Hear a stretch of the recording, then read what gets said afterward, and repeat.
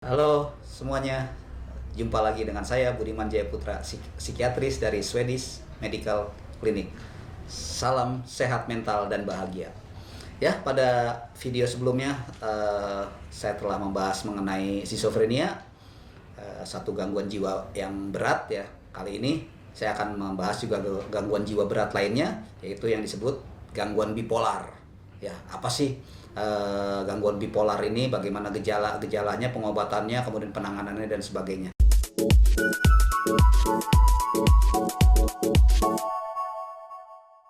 Gangguan bipolar adalah gangguan mood yang kronis dan berat yang ditandai dengan episode manik, hipomanik, campuran dan depresi. Apa sih itu gangguan bipolar? Gangguan bipolar dari katanya ada bi dan polar, artinya dua kutub ya. Makanya jadi ada gejalanya yang kadang-kadang di atas yang kita sebut manik, kadang-kadang dia ke bawah yang kita sebut depresi. Hanya episodenya nanti ada bermacam-macam ya, ada episode manik. Jadi di atas terus suasana pikiran, perasaan dan perilakunya itu meningkat semua, kemudian kadang-kadang agak sedikit meningkat, kita sebut hipomanik. Kadang-kadang campuran dengan apa? Campuran dengan depresi. Gejala bipolar ini ada dua macam, yaitu ada yang manik dan depresi. Apa sih itu manik? Manik itu adalah peningkatan aktivitas. Dalam arti apa? Wah, tidak berhenti-berhenti, ada kerjaan ini belum kelar, dia ngerjain lagi yang lain. Jadi aktivitasnya itu banyak sekali. Ya itu. Kemudian apa? Peningkatan pembicaraan. Ya, jadi kadang-kadang kalau istilahnya kayak tukang obat, ngomong terus nggak berhenti-berhenti ya. Topik pembicaraan tuh banyak sekali. Kemudian apa? Pengurangan kebutuhan tidur. Dia merasa nggak butuh tidur. Kadang-kadang mereka hanya tidur 2 jam atau 3 jam atau bahkan cuma maksimal 4 jam ya. Mereka sudah merasa fit. Ya. Kemudian apalagi pada saat manik, yaitu pergaulan yang sosialisasi atau pergaulan yang berlebihan. Pergi kemana-mana, jadi ngurusin segala hal. Jadi kalau anak sekarang bilang kepo gitu ya, kemana-mana mau apa juga mau diurusin, bergaul kemana-mana, datang bertamu kemana-mana ya.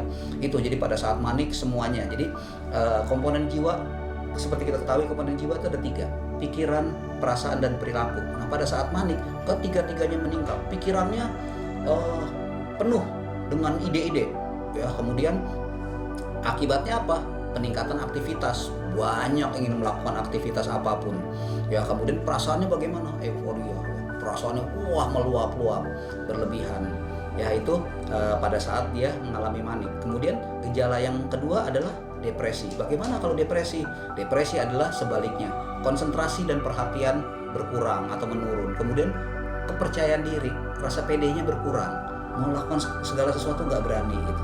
Kemudian ada gagasan perasaan bersalah. Jadi jangan-jangan nih tadi saya ngomong ini menyinggung dia nggak ya?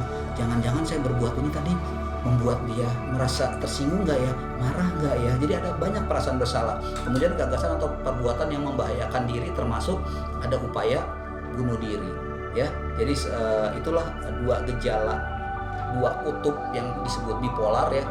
Ada saat manik dan pada saat depresi.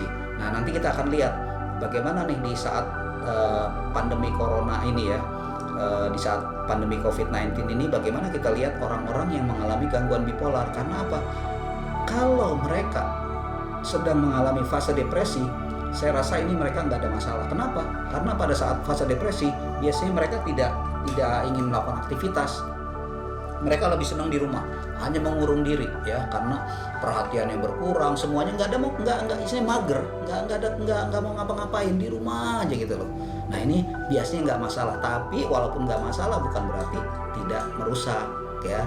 Tetap dalam fase depresi ini harus diobati. Nah yang lebih berbahaya memang kalau mereka pada saat fase manik, di saat PSBB seperti ini ya, mereka tuh tidak bisa dia berdiam diri di rumah. Mereka cenderung ingin bersosialisasi, ingin pergi belanja, ingin pergi apa gitu ya. Ini yang harus kita kendalikan. Nah kemudian bagaimana gejala-gejala yang timbul berdasarkan episodenya. Di sini saya akan bahas ya beberapa episode ya.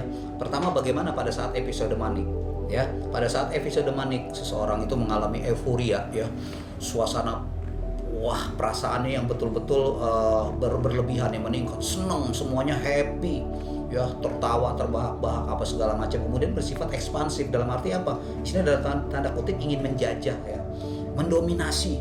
Orang lagi situasi lagi ngobrol ya, wah ikut nimbrung, wah kemudian bicara sendiri mendominasi ya, seperti itu. Kemudian nah inilah pada saat gejala manik inilah di saat PSBB seperti ini yang akan menimbulkan masalah. Karena apa? Kita kan harus physical distancing, harus menjaga jarak. PSBB, pembatasan sosial berskala besar, kita harus jaga jarak minimal 2 meter. Nah, untuk orang yang sedang fase manik ini akan kesulitan. Karena apa? Mereka cenderung yaitu kepo, mau ngurusin urusan orang, sosialisasi berlebihan, mau deket, kalau perlu cipika-cipiki dan sebagainya. Sementara itu yang dilarang. Nah, inilah yang perlu segera mendapatkan penanganan. Karena apa? Dalam PSBB seperti ini ya mungkin mereka nggak peduli tuh. Ada polisi juga mungkin dia nggak merasa takut ya, gitu. Kemudian selain itu ada mereka merasa irritable, merasa mudah tersinggung ya. Ya, ada kemudian disertai dengan ada gejala tambahan yang lain ya. Jadi nanti ada 7 gejala. Jika di antara 7 ini ada 3 gejala yang menyertainya, itu kita anggap bahwa mereka masuk dalam episode manik. Apa sih 7 gejala penyerta ini? Pertama, peningkatan kepercayaan diri. Wah, merasa pede, apapun, wah rasanya wah pasti bisa nih, yakin bisa. Wah, padahal sesuatu hal yang sangat sangat sulit atau mustahil, tapi dia udah merasa yakin ya, karena rasa percaya dirinya meningkat ya. Kemudian 2 adalah berkurangnya kebutuhan tidur ya. Jadi dia merasa nggak perlu tidur seperlunya 2 jam sudah cukup dalam 1 hari ya. Sementara kita kadang-kadang memerlukan waktu 6 jam untuk tidur, bahkan 8 jam. Kalau dia merasa 2 jam juga sudah tidur, sudah perlu cukup ya untuk tidur, untuk mengistirahatkan badannya gitu. Kemudian banyak bicara ya, seperti tadi pada yang saya bilang pada yang gejala manik seperti itu ya, di episode manik pun dia banyak bicaranya berlebihan gitu ya. Nah, jangan-jangan saya nih orang bipolar ya. Karena apa? Bicara berlebihan. Ya ini masing-masing kita juga perlu introspeksi ya. Nanti kita lihat apa sih bedanya manik dengan episode yang lainnya, hipomanik dan sebagainya ya. Ini jadi banyak bicara yang kalau dalam tanda kutip kita sebut tukang obat istilahnya ya. Ngomong berkoar-koar ya, banyak bicara gitu. Dan kalau tidak di stop biasanya mereka nggak berhenti ya. Jadi orang bipolar itu enaknya ya kalau misalnya kita ketemu orang bipolar kemudian kita ingin suasana ramai, udah panggil aja dia bisa dari pagi sampai sore ngoceh aja bicara tuh, nggak berhenti ya, ada aja idenya ya gitu. Kemudian yang keempat adalah gagasannya yang melompat-lompat, loncat gagasan. Jadi idenya banyak, baru ide yang ini belum selesai pindah lagi. Jadi biasanya topik pembicaraan itu melompat-lompat ya gitu. Jadi karena banyak sekali ide. Kemudian distractibilitas ya, jadi banyak mudah teralih ya. Jadi ada seperti ayam. Kita perhatikan, kalau ayam kita berikan makan di sini ya, dia akan ayam ini pindah. Di sini belum selesai, kita buang lagi beras di sini, dia akan pindah. Di sini belum selesai, kita buang lagi, dia akan pindah ke sini. Nah, orang bipolar juga itu seperti ayam tuh. Jadi gampang sekali teralih ya. Dia tidak peduli tuh makanan di sini masih banyak, ya udah dia pindah ke tempat lain. Kemudian yang keenam adalah peningkatan aktivitas yang tidak punya tujuan ya, atau ada yang kita sebut agitasi psikomotor. Ya, jadi dia yang penting apapun ya, ada aktivitasnya, melakukan apapun gitu loh. Kemudian yang ketujuh adalah impulsivitas ya, impulsif, gampang meledak-ledak ya. Jadi itulah 7 ya 7 gejala penyerta yang bisa kita katakan bahwa dia sedang mengalami episode manik. Episode berikutnya adalah episode hipomanik. Derajat gejalanya sama seperti episode manik tapi tidak berat. Kemudian tidak ada gejala-gejala yang mengarah pada gangguan jiwa atau gejala psikotik ya. Kemudian tidak perlu perawatan. Kemudian adanya tidak ada hal-hal yang memberatkan ya. Kemudian biasanya episode waktunya ini hanya berlangsung sekitar minimal 4 hari ya. Ditandai dengan apa? Biasanya pada hipomanik ini peningkatan mood yang ringan.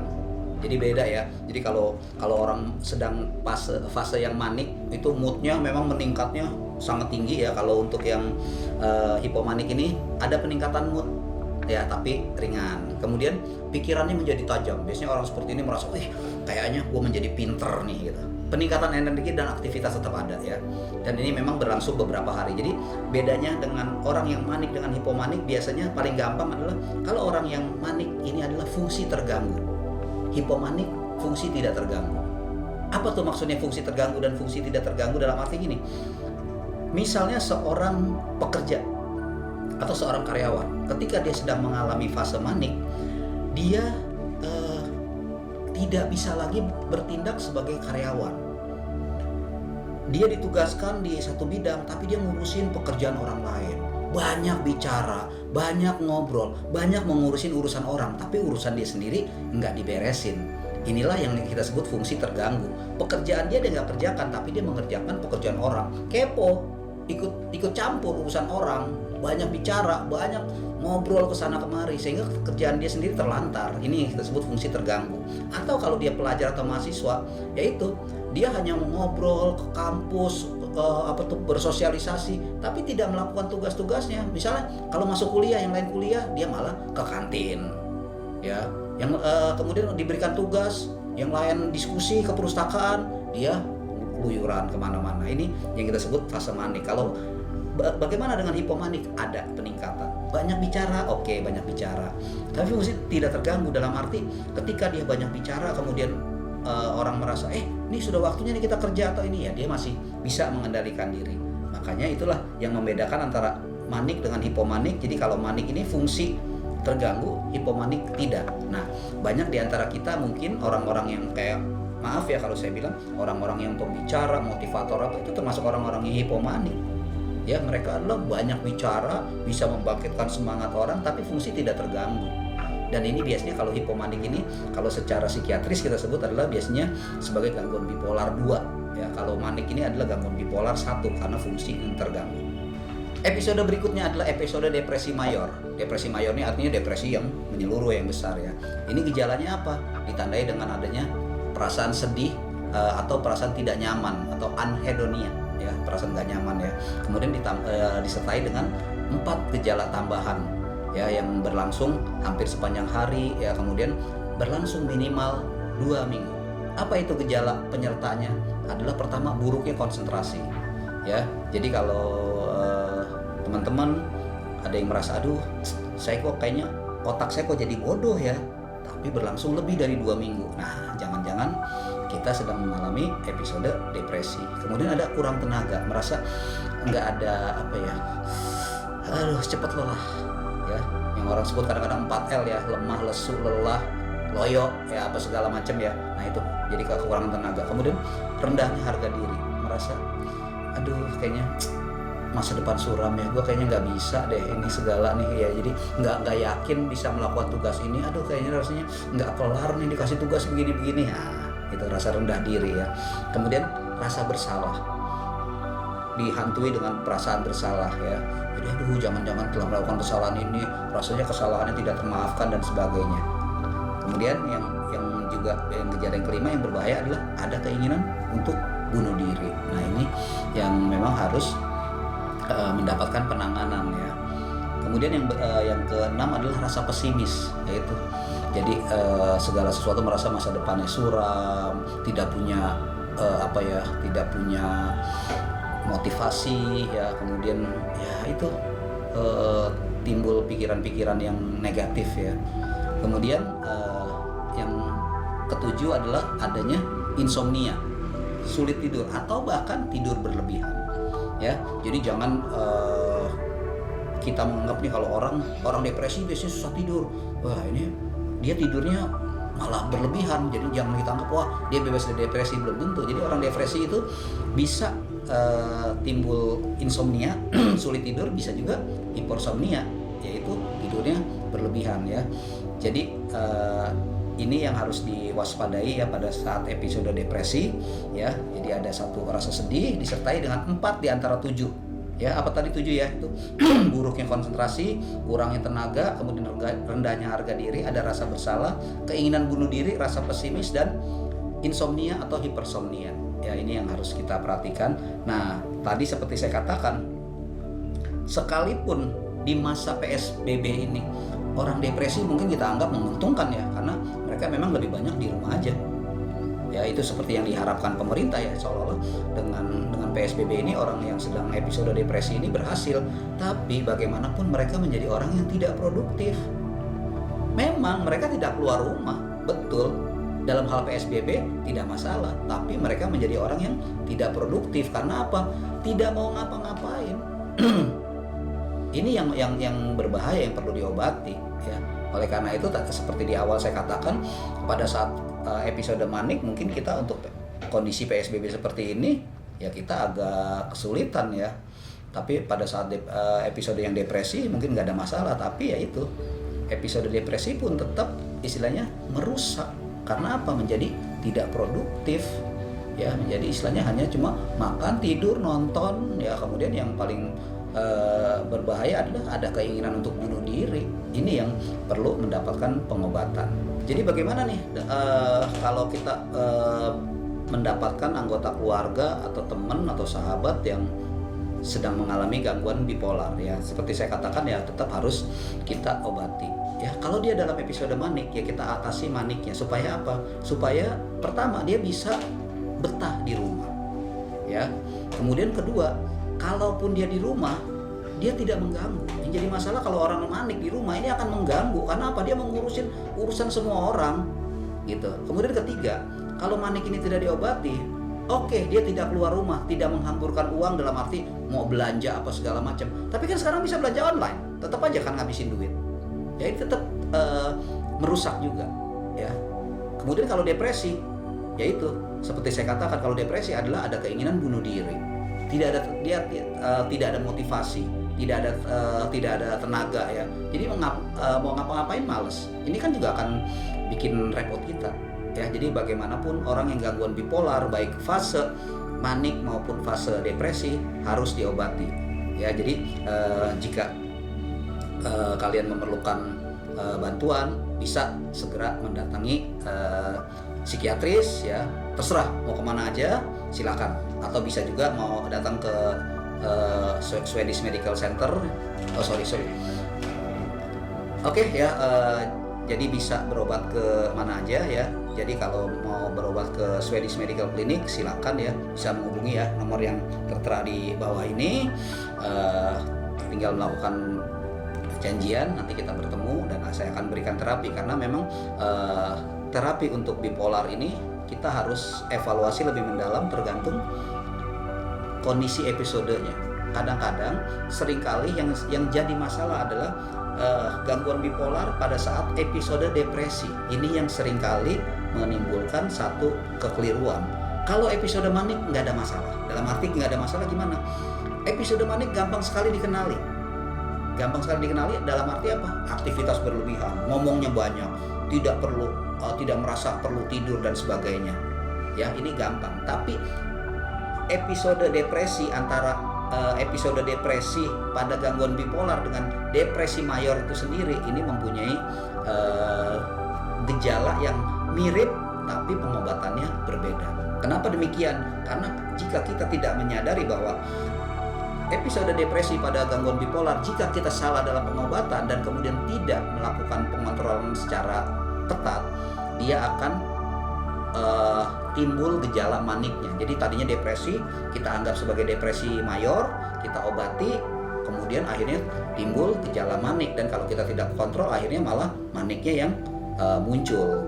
Ya, ini harus diperhatikan ya. Jadi dalam hal pengobatan kita harus betul-betul hati-hati agar jangan sampai salah dalam memberikan diagnosis, dan jika salah memberikan diagnosis akhirnya salah dalam memberikan terapi. Nah, kemudian bagaimana untuk keluarga jika menghadapi pasien seperti ini ya, harus segera mencari bantuan ya, karena seperti saya katakan baik dalam episode manik maupun episode depresi, dua-duanya punya potensi yang merusak atau membahayakan. Itu ya pembahasan mengenai gangguan bipolar kali ini. Semoga bisa bermanfaat buat teman-teman semua ya, atau sebagai screening ya jika ada keluarga atau ada teman atau ada tetangga yang mempunyai gangguan bipolar, sehingga bisa memberikan saran ke arah mana mereka harus mendapatkan pengobatan ya. Saya sudah berikan penjelasan lebih cukup ringkas ya dan cukup lengkap mengenai gangguan bipolar, gejalanya, kemudian cara pengobatannya dan sebagainya.